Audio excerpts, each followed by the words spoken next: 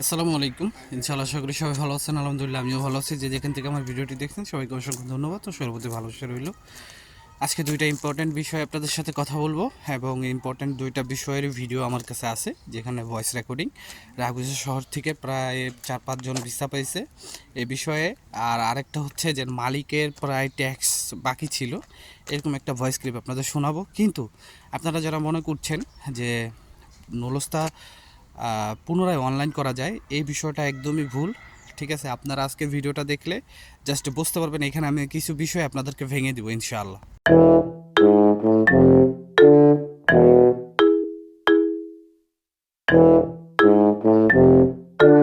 কিছুর জন্য আলহামদুলিল্লাহ। আপনারা প্রথমে আমি আপনাদেরকে একটা ভয়েস ক্লিপ শোনাই, যেখানে মালিকের ট্যাক্স বাকি ছিল আর কি কি বাকি ছিল সেটা দেওয়ার পরে 10 দিনের ভিতর ভিসা পাইছে। আপনারা ভয়েসটা শুনলেই বুঝতে পারবেন। আরে ভাই, আমরা যতই চিল্লাচিল্লি করেন, ঠিক আছে, ওইখানে আপনার মালিকে যদি পেপুতরা যায় বা শুইতে ওই যে এখানে যায় আপনার রুলসটা আপডেট করে বা এম্বাসিরা যেটা বলছে ওইভাবে কাজ করেন, আপনাদের বিষয় হবে। ঠিক আছে, আমার মালিকের কাছে আমার ক্লিয়ারেন্স ছিল আপনার আমার পাসপোর্টের ভিসা পাওয়ার 10 দিন আগে বা 8 দিন আগে এমনই সম্ভবত। এরপর আমার ভিসা ইজ রেডি দেয়াইছে, এই যে আমি সাবমিশন করছি আপনার 28 তারিখে। এখন অনেক মালিকের ভাই ট্যাক্স টুক্স বাকি থাকে, ঠিক আছে, যেমন আমার মালিকেরও ট্যাক্স ছিল প্রায় 1 কোটি টাকার মতো ট্যাক্স ছিল, সরকারে পাইতো, আরো কিছু কাগজপত্র ঝামেলা ছিল, এগুলো মালিকে ক্যাপচার করছে, সবকিছু দিছে, পরে দেন হয়েছে। তো আপনারা ভয়েসটা শুনছেন, এখানে তিনি বলছে যে তার মালিকের ট্যাক্স বাকি ছিল, আরও কী কী সমস্যা ছিল সেগুলো কমপ্লিট করার পরে কিন্তু প্রায় 1 কোটি টাকার মতো ট্যাক্স বাকি ছিল, সেগুলি কমপ্লিট করার পরেই কিন্তু তিনি ভিসাটা পাইছে। তো এখানে অনেকে ভাবতে পারেন যে ওনার কথাটা হয়তো বা হাস্যকর, যে 1 কোটি টাকা মালিকের ট্যাক্স বাকি, সেখানে মালিক কেন সেই ট্যাক্স দিয়ে তাকে নিল, বা তার সাথে সাথে যদি আদার্স আরও কারো ভিসা থাকে সেই মালিকের, তাদেরকে নিল। দেখেন, যখন মালিকের এই ট্যাক্সটা বাকি, ইটালিতে আপনার যদি কিছু বাকি থাকে, ধরুন আপনার জরিমানা বা আপনার কোনো টাকা বাকি থাকে সরকারি ক্ষেত্রে, সেটা আপনাকে দিতে হবে বাধ্যতামূলক, আজকে হোক বা কালকে হোক সেটা আপনাকে দিতে হবে। সেই ক্ষেত্রে যদি আপনার ধরেন আপনি না দেন, এটা দিনে দিনে বাড়তে থাকবে। 1 টাকার জিনিস মনে করেন যে 1 লাখে যে পরিণত হবে, এটা ইউরোপের একটা সিস্টেম। তো সেই ক্ষেত্রে ইটালিতে যদি কেউ জরিমানা থাকে কোনো মালিকের, তারা এটা বাধ্যতামূলক দিয়ে দেয়। এখন এই যে 1 কোটি টাকার কথা বলা হলো, এখন এই 1 কোটি টাকা কিন্তু তিনি ক্যাশ দেয় না, আমার যতটুকু মনে হয়। এখানে কিস্তিতে আপনি আপনার জরিমানাগুলো দিতে পারবেন। সো সেই ক্ষেত্রে যখন প্রেফেক্টুরা থেকে যদি বলা থাকে এনিহাও কোনোভাবে যেন আপনার ট্যাক্স বাকি, এটা পরিশোধ বা এটা কোনো সিস্টেমের ভিতরে আনলেই আমরা আপনার নুলস্তাগুলোকে ভিসা দেওয়ার জন্য অনুমতি দিব। তো সেই ক্ষেত্রে মালিক তখন কি করতে পারবে?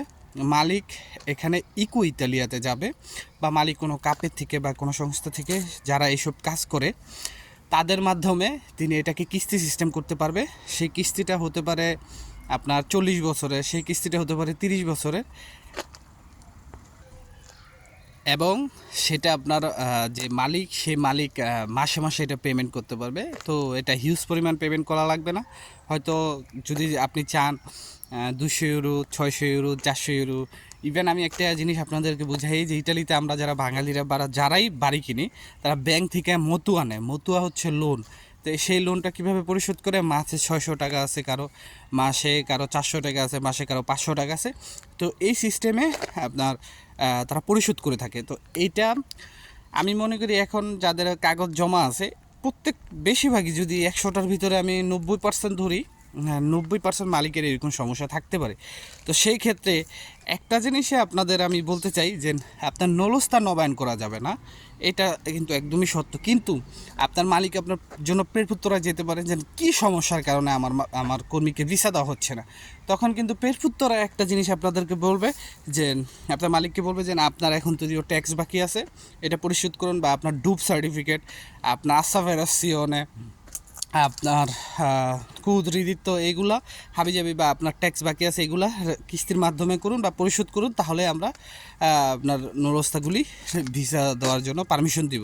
তো এতটুকুই জাস্ট আপনার মালিক কিন্তু পেরপুত্রায় গেলে এই কাজগুলি করতে পারে, জাস্ট এতটুকুই। আর আমি যতটুকু মনে হয় এই সমস্ত কারণেই মালিকের কোনো কিছু বাকি আছে, এই কারণেই আপনার ভিসাগুলি আমরা পাচ্ছি না।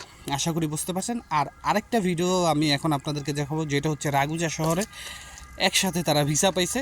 আপনারা তাদের ভয়েসগুলি শুনলেই বুঝতে পারবেন এবং ভিডিওতে তাদের ছবি সহ দেওয়া আছে। ইনশাল্লাহ আপনারা মনে হয় এটা দেখেও ফেলছেন, তারপরেও আমি এটা আপনাদের বোঝানোর ক্ষেত্রে আপনাদেরকে বলতেছি। আমরা 4 জন, আমাদের পরে আছে আরো 3 জন, ঠিক আছে? একসাথে আমরা 4 জন 5 জন একসাথে রাগুসা শহরে, আর একজন কালেক্ট করে না এখন, ও আসতেছে, এখন কালেক্ট করবো পরে। তো আপনারা ভিডিওটা দেখছেন আলহামদুলিল্লাহ। এখানে দেখেই বুঝতে পারছেন যে তারা নিজেরাই কিন্তু বলতেছিল যে রাগুজা সিটির তাদের এক মালিকের এবং আরও আছে একজন আসে নাই, রাগুজা সিটির ভিসা পাইছে। তো আমি জাস্ট আপনাদের এতটুকু বলবো যে মালিক ঠিক না থাকলে কোনো ধরনের উপায় নাই। তো সেই ক্ষেত্রে আপনারা মালিকের সাথে কথা বলেন এবং মালিকের থেকে এতটুকু জানার বা মধ্যস্থকারী থেকে এতটুকু আপনারা জাস্ট কনফিডেন্স হন, যে ওভার কনফিডেন্স যে ভিসাটা পাবো বা মালিকের সব কিছু সমস্ত কিছু ঠিক আছে, সেই ক্ষেত্রে কিন্তু আপনারা ভিসাটা পেতে পারেন।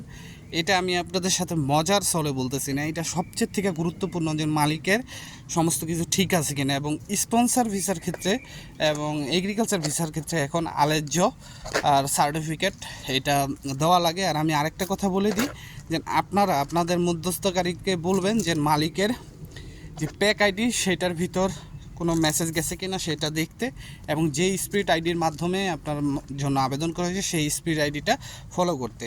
যদি পেটপুত্তরা থেকে কোনো ধরনের কোনো কিছু জানার জন্য মালিকের কাছে মেসেজ করা হয়, সেটা আপনার প্যাকের মাধ্যমে বা স্পিরিট আইডির মাধ্যমে করা হবে। তো সব ভালো থাকবেন, সবার জন্য দোয়া হলো, সবার জন্য দোয়া করবেন। আসসালামু আলাইকুম, আল্লাহ হাফেজ।